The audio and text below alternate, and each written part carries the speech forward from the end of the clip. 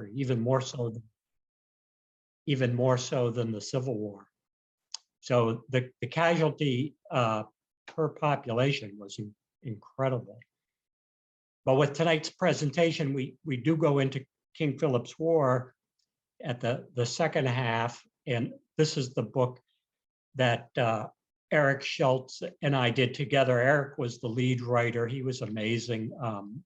He reached out to me when my novel was published and said, I'm doing a history of the war, and I was too at the same time. But boy, I took a look at his manuscript and I liked his better than mine. So I kind of piggybacked off him, and it's been an interesting ride because the book has been in print for 20 years, and usually books go out of print after 5 years, but this book just keeps chugging along. So here's the lay of the land before the Europeans, changed it, the different tribes. And when we talk about King Philip's War and Massasoit, we're talking about 2 Wampanoags. And ironically, King Philip, or his native name was Metacom, was the son of Massasoit. So a very strange twist of fate there. But the Narragansett tribe was probably right up there in power with the Pequot tribe as the 2 dominant tribes in modern day New England. And they were not nomadic tribes. They each had their own home territory, and they lived in weetus. We call them wigwams. These are really effective for holding the heat in during the winter.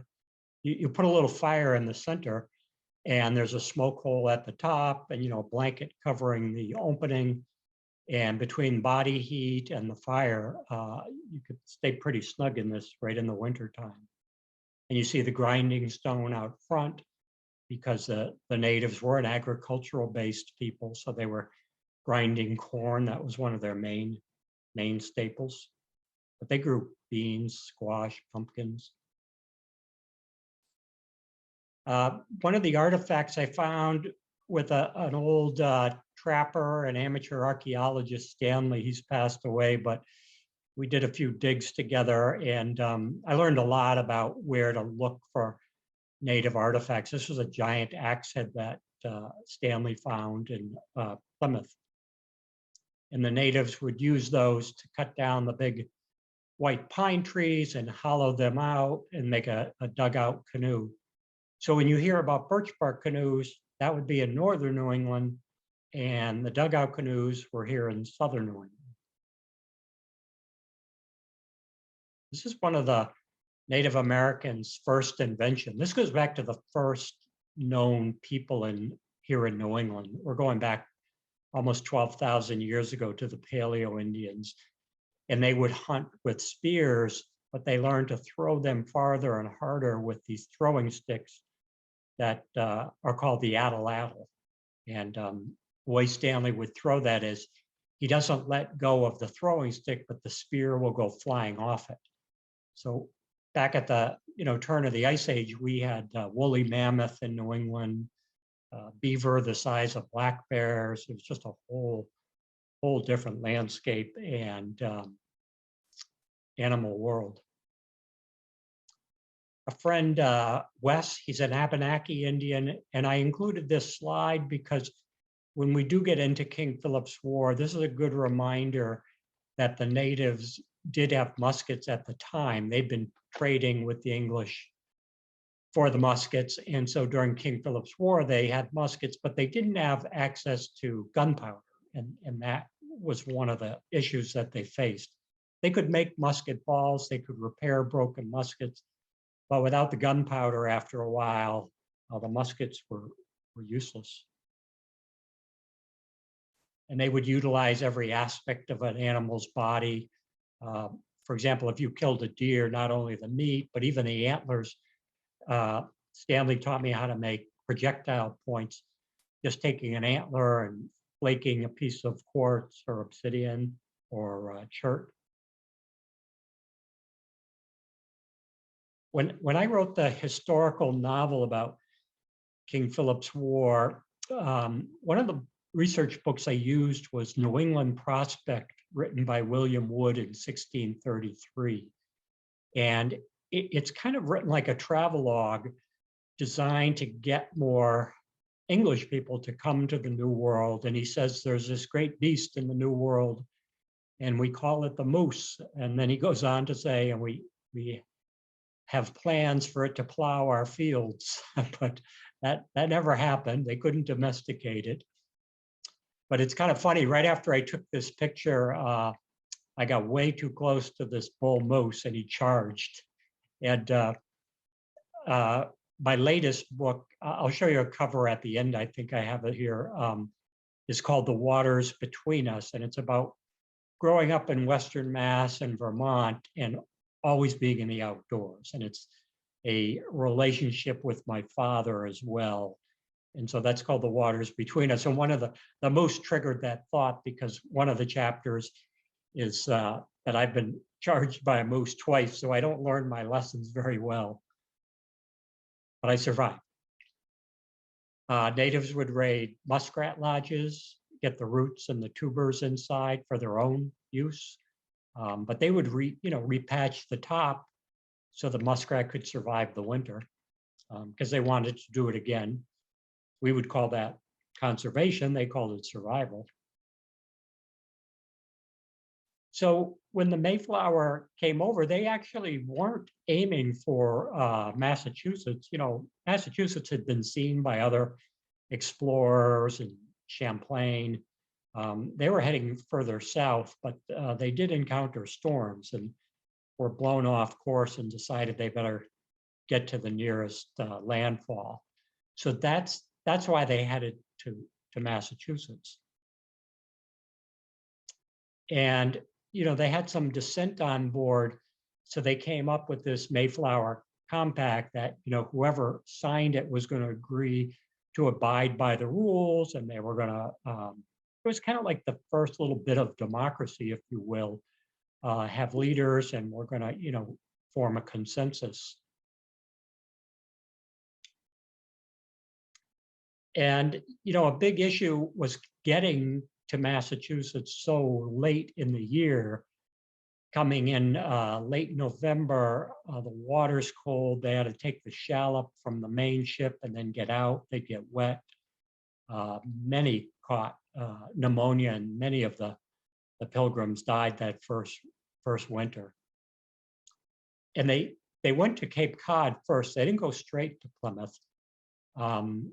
They actually landed at Provincetown, were thinking of settling in that area, had some trouble finding a good fresh water source, but then they made the mistake of taking some corn that was buried in a woven tub and took it back to the Mayflower. That was probably a burial site. And at First Encounter Beach, the natives attacked because they viewed it as their corn or their burial site had been desecrated and stolen. So that was the main reason that the Pilgrims got back on the Mayflower. Now we're into late November, early December, and went on to Plymouth, which had been settled by the Patuxet, a sub-tribe of Wampanoags, but they were all dead from disease introduced by those early explorers. But that's why, so if you go to Provincetown, I used to get confused. Why is there a Pilgrim monument in Provincetown? But that's why. This was their first stop. And this is the view from the monument. And again, so what's working against the Pilgrims is the weather, and the winters were much, much colder back then, with snowfall totals, probably 4 times as high as we have today. So not a good time to be building a settlement with snow on the ground and starting from scratch. But at least there were some cleared fields previously planted by the natives that they knew they could tackle in the springtime.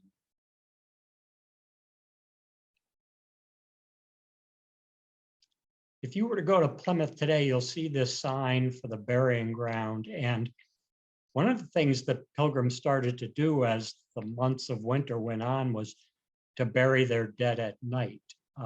they knew they were under observation by the local natives, and they didn't want to tip their hand that so many of their numbers were dying. Almost half the Pilgrims died that first year. And if not for the help of Massasoit, they probably would have perished that summer, or could have been easily been wiped out by the Wampanoags. But Massasoit allows Squanto and Samoset to go in and help the Pilgrims.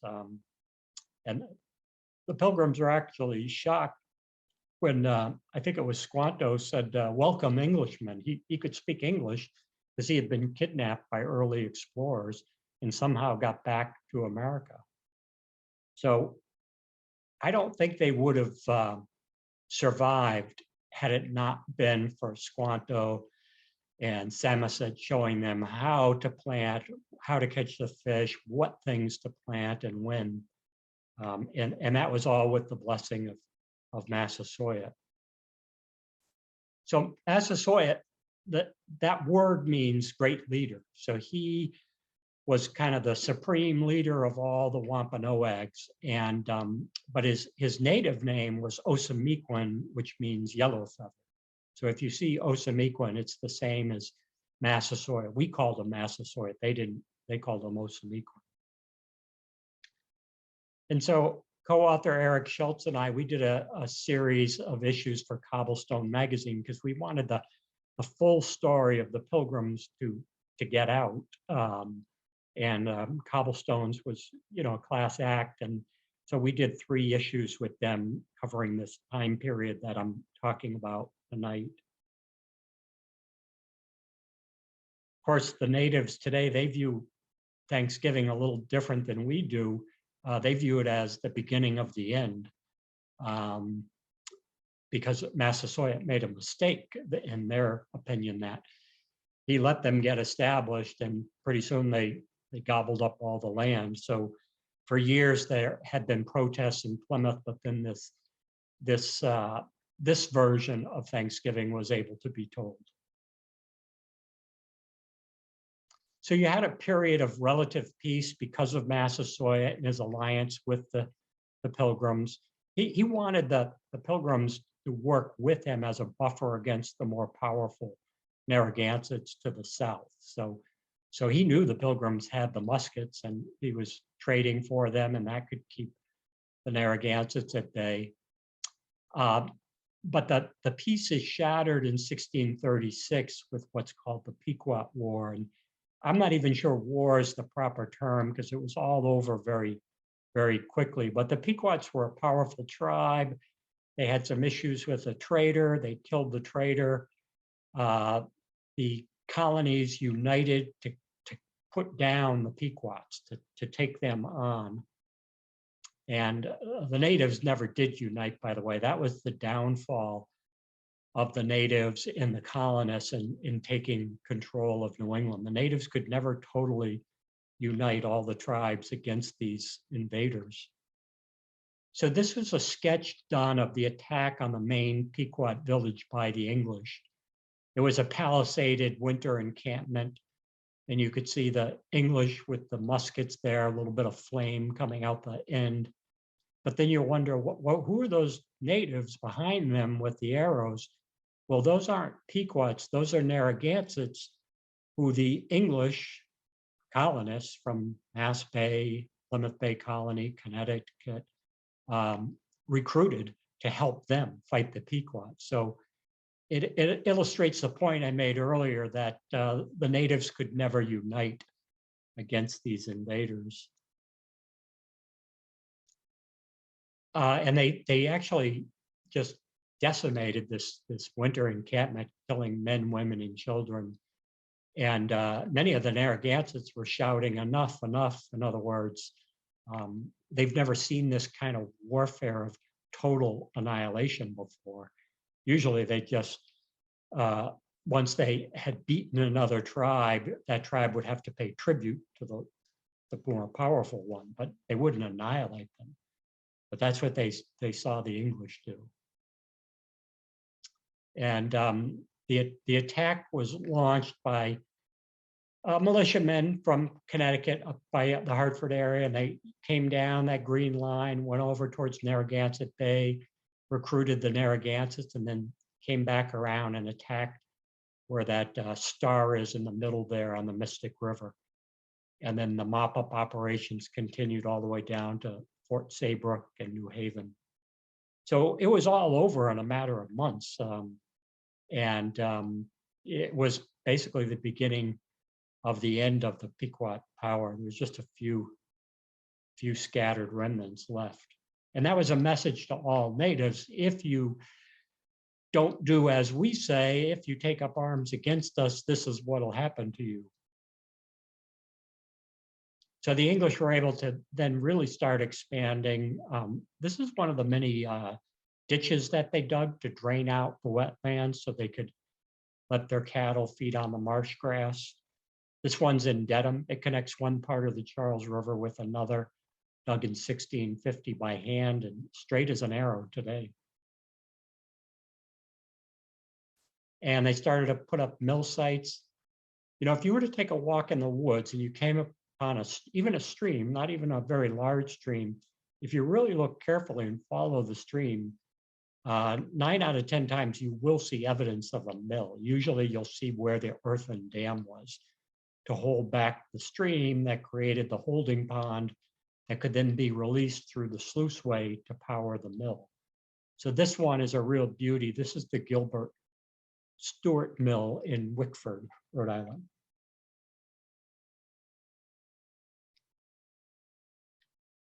And the town commons had a practical purpose. The good ones are fenced in. This is a beauty down in Grafton, Massachusetts, because they it was common land. Anybody could put their sheep and their cattle there at night because we had wolves, we had mountain lion in New England. I wouldn't be surprised if both are here now in tiny, tiny numbers. I'm hearing more reports about both. My daughter would laugh. She's 33 now, working in London, and there she is enjoying the town common of Grafton. I'll have to, when I talk to her, remind her how I dragged her on all my research trips. The natives had one thing besides land that the settlers wanted, and that was the beaver pelts. They were really valuable, particularly back in London. It was all the rage. So the natives would bring the beaver pelts to trading posts like this one on the Uptuxet Canal. It's now on the Cape Cod Canal, but it's called the Uptuxet Trading Post. There was no canal there, of course, there was 2 rivers. And out in front were the stocks. So the Puritans in particular, that's the group that settled Boston, westward and northward. They were the most intolerant of all the groups. You know, if you were a Quaker and you spoke up too much about your religious viewpoint, you were banished from the colony or put in the stocks. And that's why you don't see Quaker meeting houses west of Boston. They're all down towards the Rhode Island line, like this one. This one's down in Dartmouth. Just simple meeting houses. Looks like one of the cows jumped the stone wall and got into the graveyard. At the South Natick Dam, the Reverend John Eliot had an experiment going to convert Indians to Christianity, and it was going well until King Philip's War broke out, and these natives were taken from their home and put out on Deer Island under suspicion that they might join up with Metacom during this uprising. But this is looking from the waterfall downriver. But this experiment of the praying Indian village was pretty large, went into Dover, and Sherborne. So we've now, very quickly covered from the landing of the Pilgrims, and we're right up to 1675. And that's when the big war breaks out, King Philip's War, led by Metacom. And I'm going to take you from the beginning to the end. I don't cover everything on it, but I like to get a good overview for you folks. So what did Metacom look like? Maybe like this. This is one of the better sculptures I saw done of him. We know that the natives were taller than the colonists, better built, stronger. But we don't have a sketch of Metacom. Nobody bothered to do one while he was alive. They were all done much later, and the paintings and sketches don't look anything like the eyewitness accounts that I read. And again, Metacom was the son of Massasoit. So the home base for both of them was the Poconoket land here in Bristol, Rhode Island. The natives called this little hill Montauk, which means the high place. And we call it Mount Hope in Bristol, Rhode Island. So this was the seat of operations for Metacom and Massasoit. And by 1675, Massasoit had died. So Metacom had taken over leadership. And legend has it that he would address his tribe from where I'm sitting. It's kind of like a stage. This is called King Philip's seat. He probably did. We don't know for sure, but it's likely because it is kind of like a stage, and natives go there today and have ceremonies. When my historical novel, Until I Have No Country, came out, they invited me, and I'm not Native American, but it was fascinating to watch how they did the celebrations. They got the kids involved to kind of pass the culture down because they're worried about it dying out.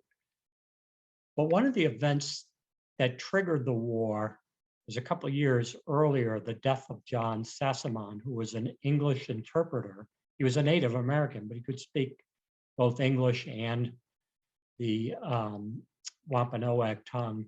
And he was found in the springtime after the ice melted at Assawampset Pond down in Lakeville. And the English version of events is that Metacom's people thought he was a spy and killed him. And we don't know for sure what really happened, but the English rounded up 3 of Metacom's closest aides, found them guilty, and hung all 3. So my suspicion is that was probably the straw that broke the camel's back for Metacom. You know, they've been losing land for years, but now English power is the dominant power here in southern New England. So if you were a Native American, it's kind of a tough call what to do. If you stay with the status quo, you could see where it's going. You're losing numbers of people. You're still losing people dying to disease that there's no immunities to.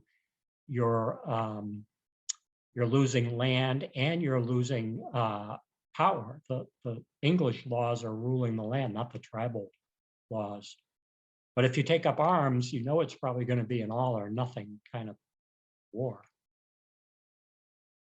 So they do take up arms, probably a little earlier than Metacom would have liked. They attacked a town in southeastern Mass called Swansea. And that was the first attack that started King Philip's War. But Metacom was smart. He went through this swamp here to get off Mount Hope because he didn't want to be trapped on a peninsula. He knew the Puritans from Boston were going to come down and try to arrest him. So he hid over on the Little Compton, Tiverton side, and that's where Benjamin Church, we put Benjamin Church, by the way, he's not only a character in Until I Have No Country, his diary, we put it in the back of the King Philip's War history book. He's a great eyewitness to history, even though he is an English person and he can be one-sided at times. His is a fairly balanced account of the war. And he freely admits he walked right into an ambush here at the peas field in Tiverton and could have been wiped out. The natives probably should have, because after this, he became an effective fighter. He knew to take friendly Indians in the field with him so he wouldn't walk into more ambushes. And what's nice about the local history is you can go to these spots and, right not too far from the Peacefield battle is the burial site for Benjamin Church, right next to the town common in Little Compton. Beautiful towns they could drive through, by the way. So one thing Eric and I insisted with the King Philip's War history book is whatever publisher did it had to put in all 50 maps, because we hear time and time again that people take the book with them on these Sunday drives. And I've seen some books all marked up with notations and maps, and that's what we want. The natives weren't just hiding in the swamp, though. They were attacking at night. Here's one of the garrisons. They attacked the foundation in Dartmouth, Mass.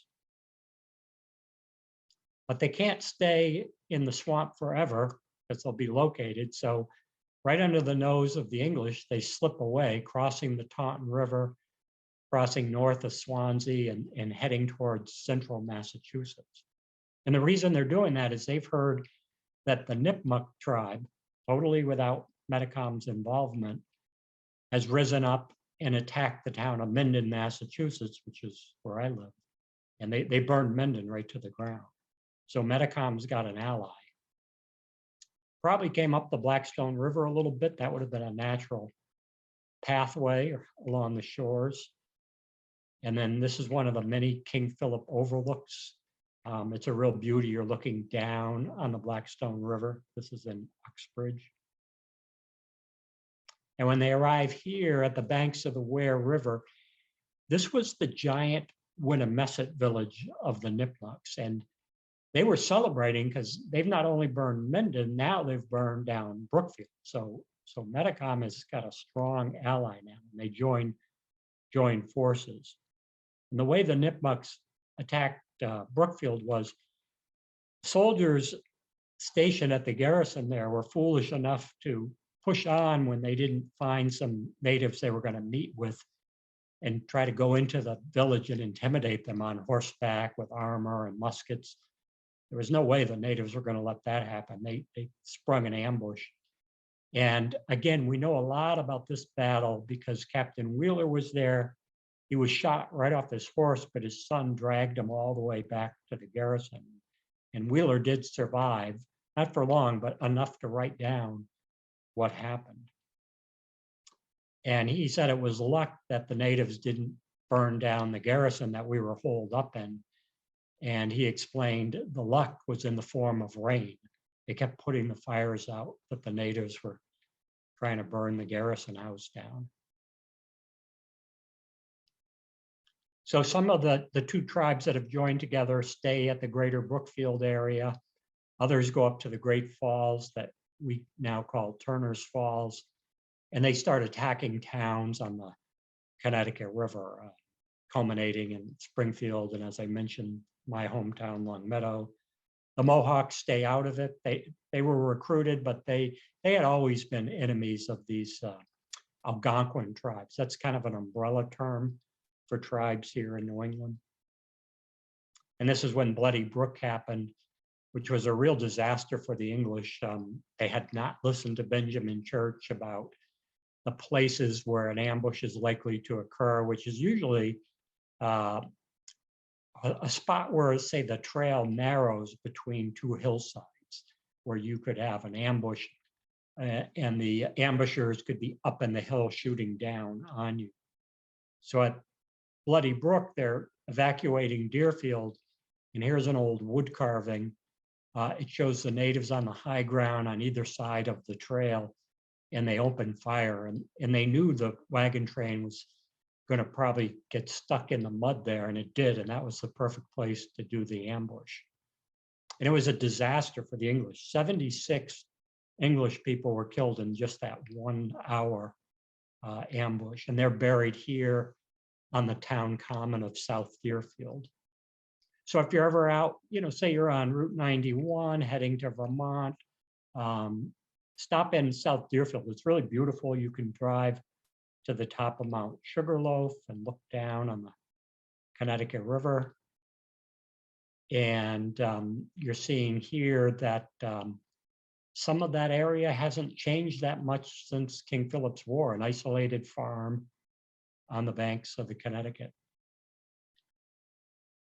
So you have the two tribes control a good hunk of modern day Massachusetts. So we're moving in now towards the winter months, and they're winning. So the colonists do something kind of surprising. They attack a neutral tribe, and why would they do that if they're losing the war already? But their thinking was the Narragansetts are sooner or later going to join up with Metacom, and they're a powerful tribe, and we need to hit them while we can do it in a surprise attack. So it's kind of like a Pearl Harbor.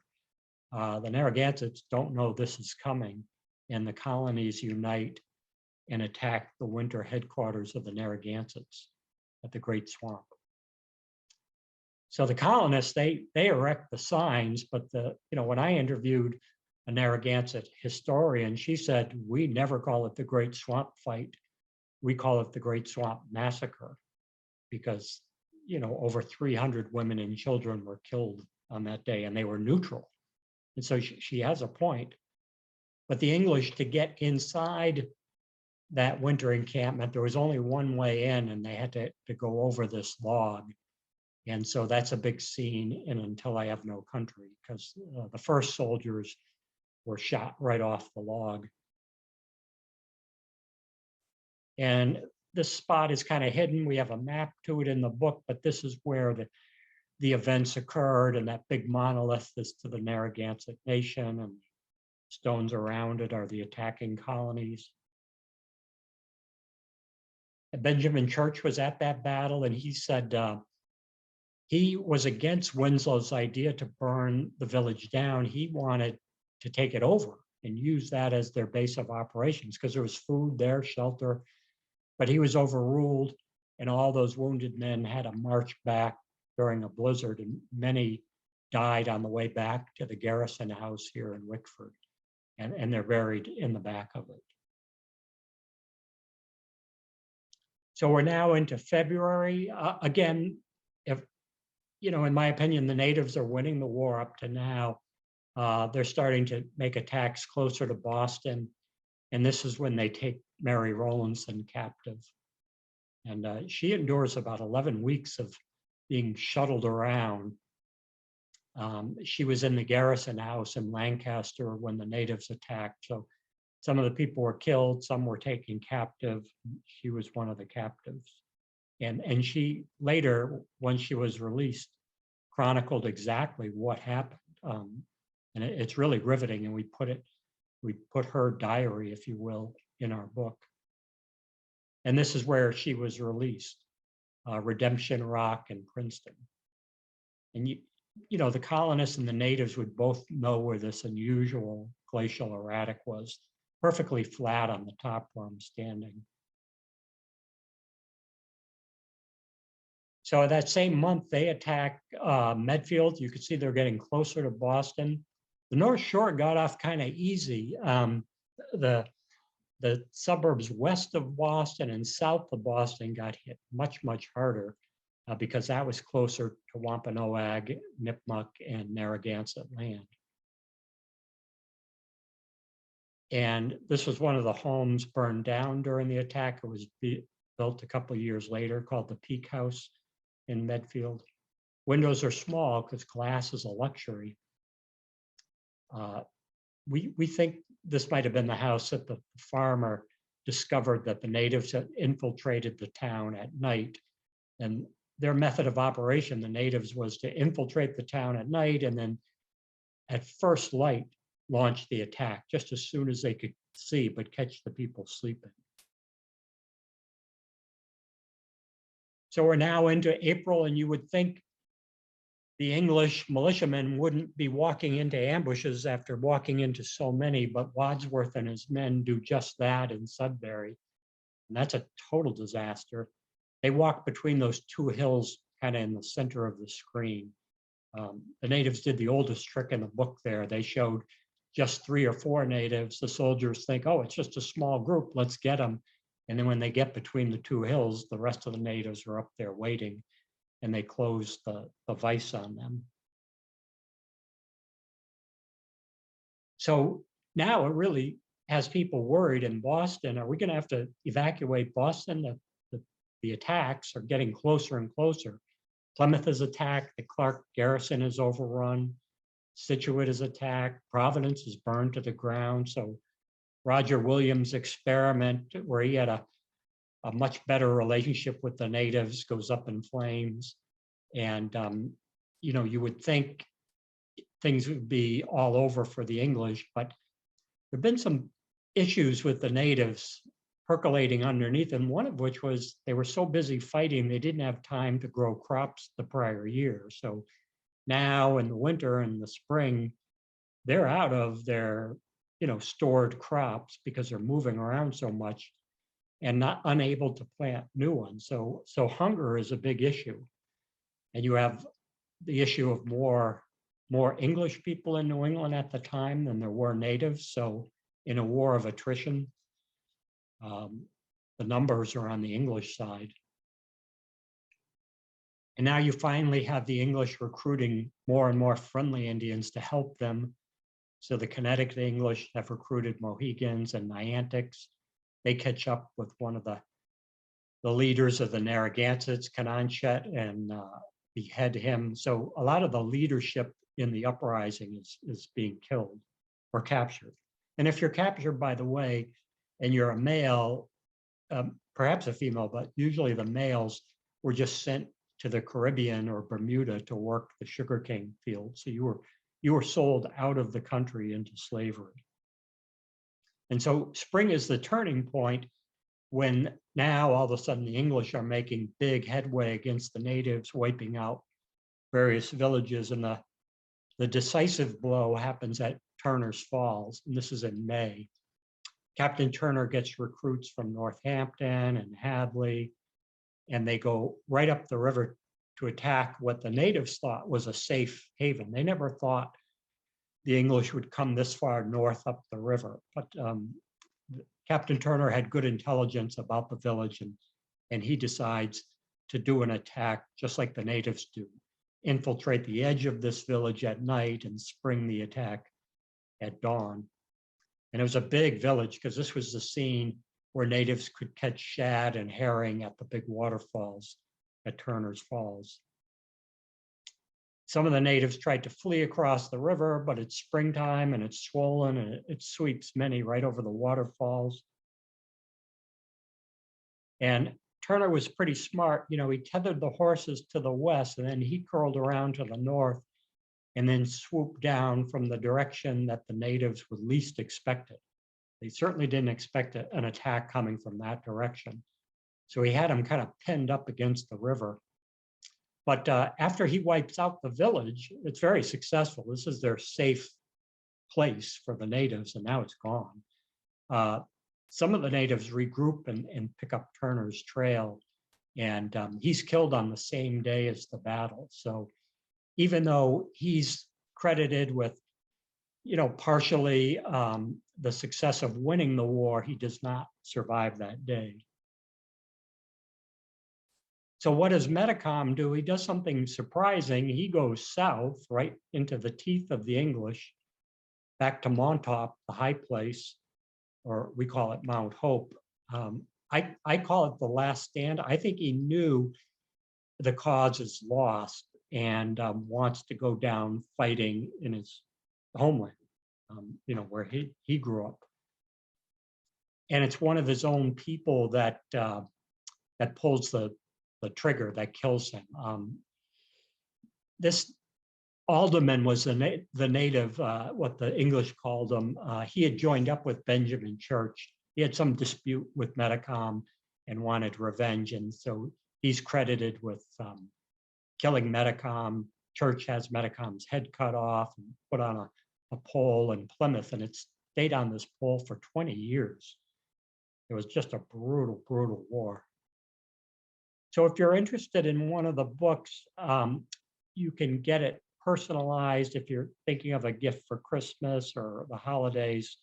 There's a way to send me a note when you order it and tell me who to make it out to. So the website is just michaeltougias.com.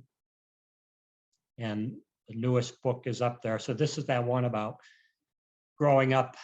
And the subtitle is kind of long, but I wanted it to be accurate. So it's a boy, a father, outdoor misadventures, and the healing power of nature. So you have a combination of of humor, some serious stuff, and what it was like to grow up in the 1960s and 70s, which were, particularly 1968 was probably the most turbulent year I've ever seen. And I close on a positive note. Remember I said, so I grew up in Long Meadow and they never taught us about King Philip's War. The good news is it is part of the curriculum in the school system. It gets short shift, but at least it's not being swept under the rug. And every now and then I'll go into a school and do a presentation on it so the students know the full history. Because when I went to school, it was, oh, the Pilgrims and the natives had this wonderful Thanksgiving. And then we were in the Revolution. We skipped all this period that people just don't know much about, including the French and Indian Wars, where the Indians now have an ally, a European ally, the French, to get revenge. So I'll stop the screen sharing. And if we have any questions or comments, I'd be happy to field them. I was telling Ona, can you tell I'm coming to you from Florida? 80 degrees down here today. I don't want to rub it in because I am coming back for the month of January. Question or comments? Yeah, and if people want to put them in chat too, I can read them out for everyone. Great.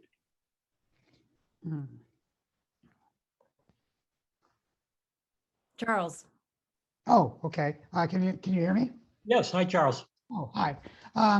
So I live in Beverly, and my wife works on Lothrop and Street, and I'm interested in Bloody Brook. The thing that particularly interests me is it was such a catastrophe for Essex County. Yes. But I've never read much about how it actually played out here. I was wondering if you ever came across any good books or particularly, primary sources that might have written about the effect that it had on Essex County people at that time. I'm not sure about the effect, but I remember reading it took the flower of Essex County. That's what, yes, the flower of Essex County. Yeah, so many of, I can't believe I remember that. It's been 25 years, but because so many of the volunteer militia going up to rescue Deerfield were from Essex County. But they just made a terrible mistake where they expected to be ambushed on the way up and nothing happened. So they let their guard down when they're going back south. Profoundly stupid, really, what they did. But Yeah.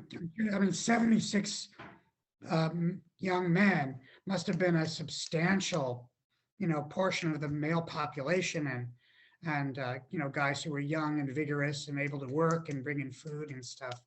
Most definitely. Yeah, and some of those 76 were the people from Deerfield that were in the wagon. Of course, yes.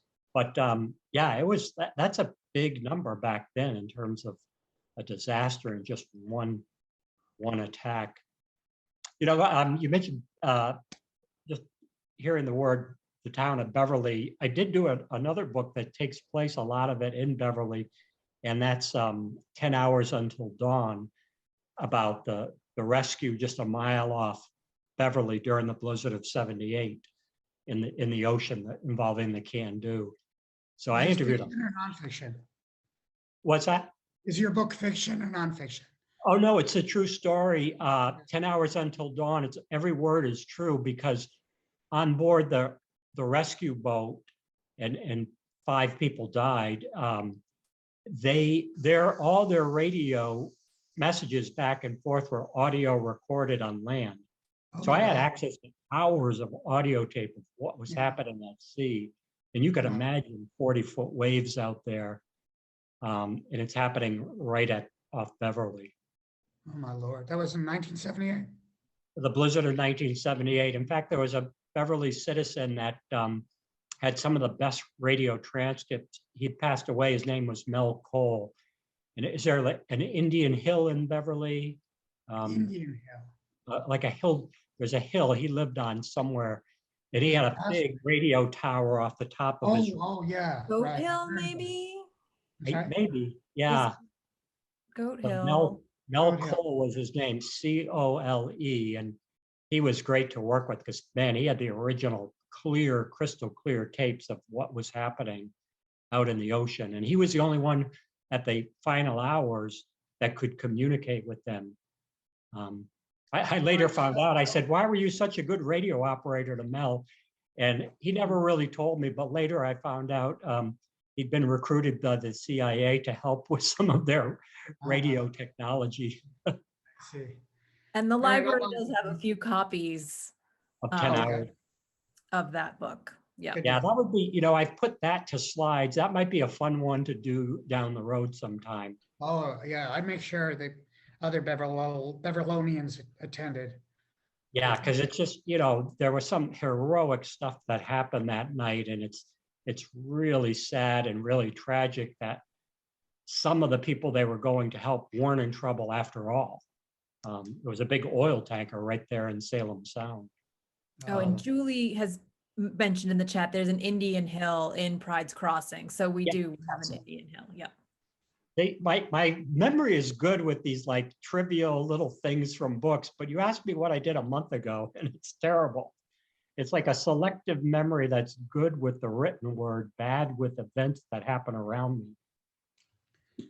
I see. I had one other very quick question, much quicker. Yes. And that you mentioned the Great Nipmuc Village. Yeah, it's called the Winnemesset Village, and it's Uh-huh. along the Ware River on the Hardwick, New Braintree line. It's beautiful Okay. country if you're into walking or bicycling. Do you know if it's ever been excavated? I know part of it's farmed, so I'm sure that it's been picked over pretty good. Mhm. Yep, a really nice country out there. You're not too far from Quabbin Reservoir. Awesome. Thank Other- you. By the way, great presentation. Oh, thank you. I appreciate it. Thank you. Other questions or comments?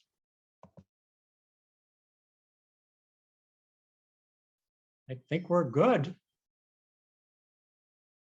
And we're not up against the Patriots tonight, so that's good. Tomorrow night, I think.